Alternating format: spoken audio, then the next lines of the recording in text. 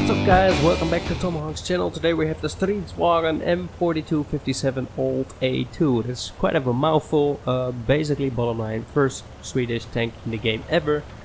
And with the next patch releasing those Swedish tanks, let's have a little look at this premium thing, if it's even worth the money or so.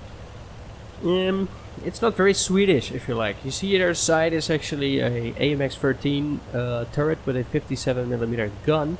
4 shells with an average damage of I think 150 and a penetration, it's pretty average for a tier 6.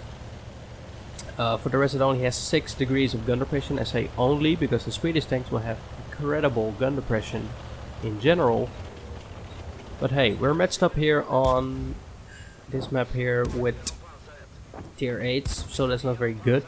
However, I pump in my first clip, penetrating 3 out of 4, which is quite nice, doing 471 damage to that tier 6 gun with a naval gun, 130mm box tank. And you surely don't want to get hit by that, so it's actually nice if that gun gets taken out right away. He does, however, escape a little bit, and I'm trying to sneak in another set of shots. So we're attacking on Sand River here.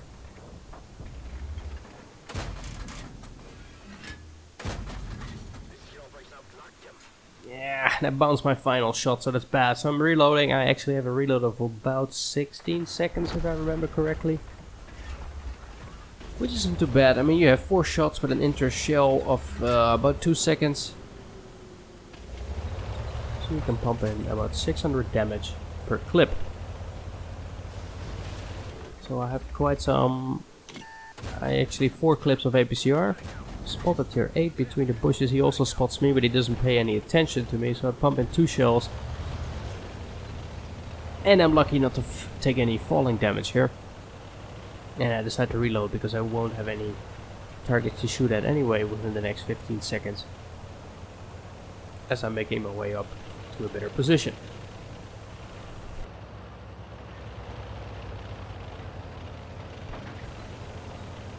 So how do I like this tank? Mixed feelings. It's not very mobile, it doesn't have that much gun depression, makes it not very flexible. And the gun goes a little bit here and there everywhere. And that makes it sometimes pretty frustrating to play. Oops, sorry for that UI mess up. And I take a stupid hit because I'm stupid. Take a hit from the T-44-100.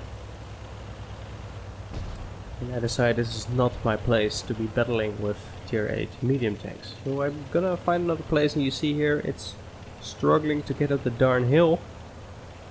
And I really hope those next Swedish mediums will actually have some better mobility than this thing, because I'm really not very excited about this mobility, so to speak. So how are we doing? It's 2-2 on the battle. We're 975 hit points behind. Doesn't really mean much yet. But we have already lost the tier 8, which is not so nice. And here you can see the aim time is pretty good in comparison to also the reload of the shells. Pump in 3 shells and the 4th shell doesn't land because it gets taken out already. I can proceed and reload. And to be honest, that T-44-100 there in the middle is kind of limiting me from making my next move, as well as this T-54 Mod 1 buddy. They're there in the middle. If I proceed, they can shoot me in the rear, and if I stay here, they can shoot me in the front. So, and engaging him frontally is no option. The situation has worsened a lot. I'm trying to see if I can get a side shot on the guy, but I decided that's still not a wise idea. So why not continue, stay under his gun? He only has 5 degrees of gun depression. I do, however, get spotted, so I should get forward to not be risking his shots. And there is an LTDB as well as a IS, which are engaging our heavy tanks on the other flank. So I can easily put in some shells in their end. Penetrate 2. That 4th one was really lucky to hit, but I will leave him at 19 hit points, which is quite annoying. 1 shell left. I don't want to reload yet because I actually make it my objective to kill this IS.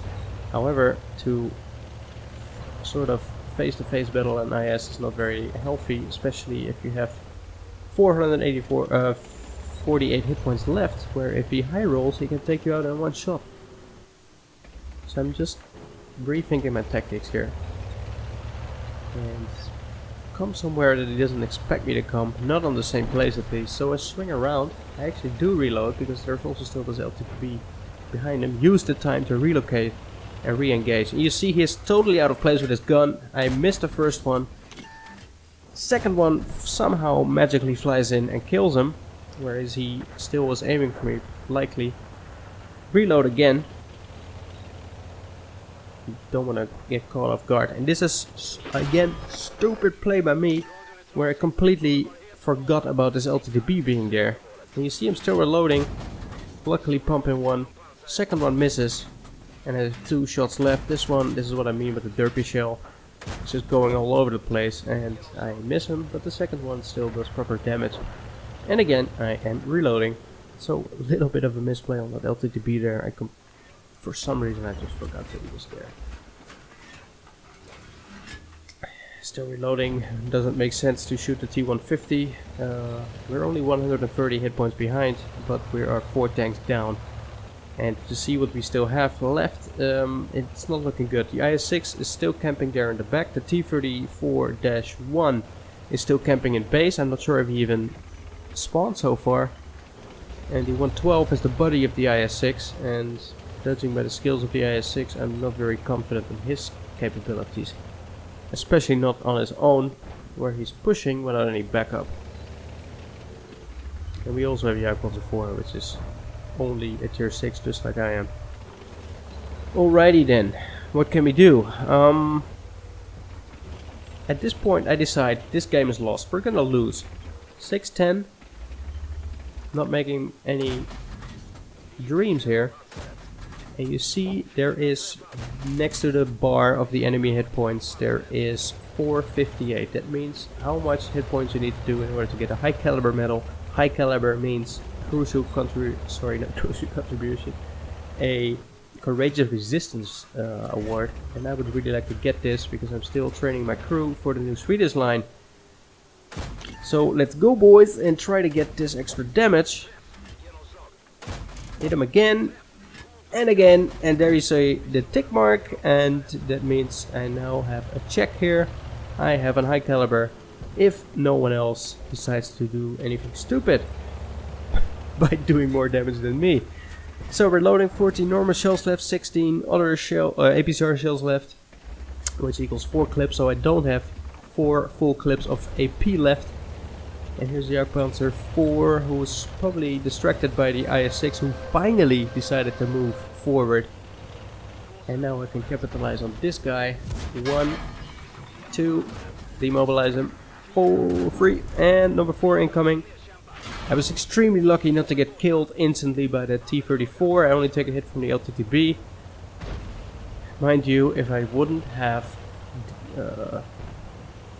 misjudged that guy being there in the first place, I would have saved that actual shot, giving me 200 extra hit points in the process, probably allowing me to do a bit more damage. T-150 here, take him out. It's 11-12, or only 800 hit points behind. But seriously, this platoon was not giving me much confidence.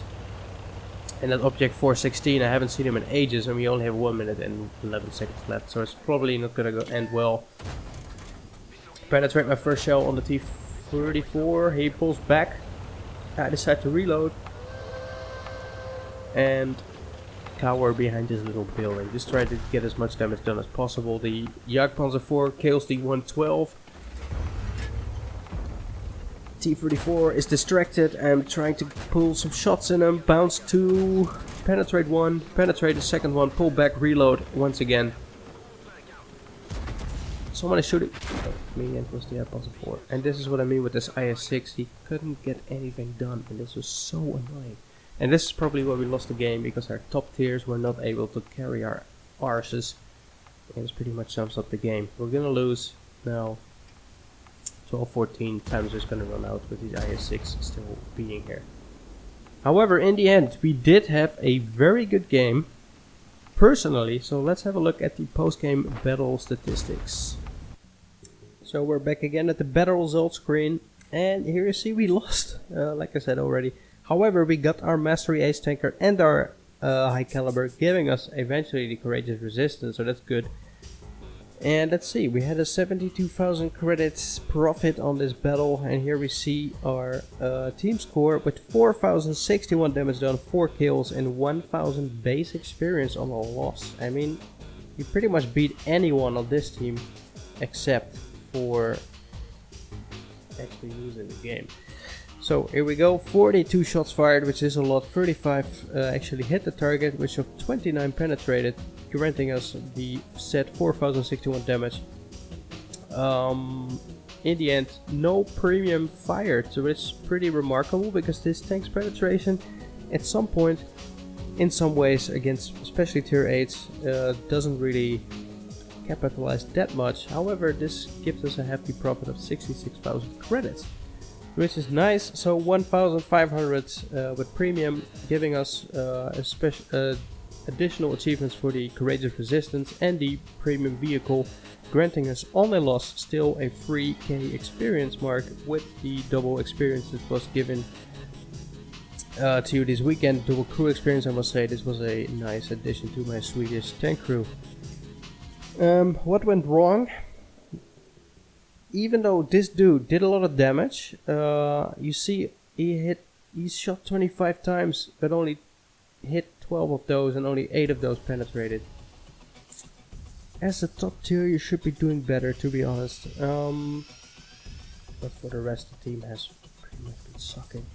AMX CDC 499 damage, which basically means 2 hits. This means 2 hits. This means 1 hit. This means 2 hits. 0, 1, 1. What the hell, guys? Anyway, I've been lucky to take away the my first ace tanker on this tank, as well as the courageous resistance. Wrapping up the initial question I was asking in the battle here: is this a good tank to get to train your Swedish crew? To be fair, no.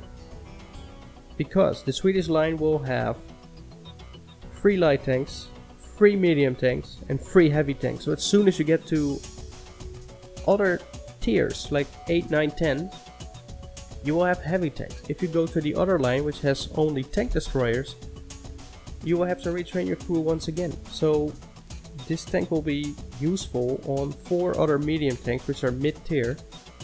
It doesn't really give you any prospect of training your crew in any other line. So adding to the fact, I mean, the tank itself is quite nice, but it doesn't have the mobility. The gun is so-so in situations, it behaved really well in this replay. If you ever manage to get your hands on a Cromwell B, for instance, which might likely be about the same amount of money as this thing, get it. No questions asked. I mean, there's plenty of medium tanks all the way up to tier 10 on which you train that crew on that Cromwell B. This doesn't do it. I mean, it's very nice that I initially have a Swedish crew with 6th sense and very decent repair skills, which I can train for another line, but then I would need to put a fresh crew inside my M4257 and train the mediums. So in the end, I wouldn't recommend it. Okay guys, thanks for watching. I hope you like, subscribe and comment, and yeah, I would like to thank you for watching, and as usual, catch you on the next one. Bye bye.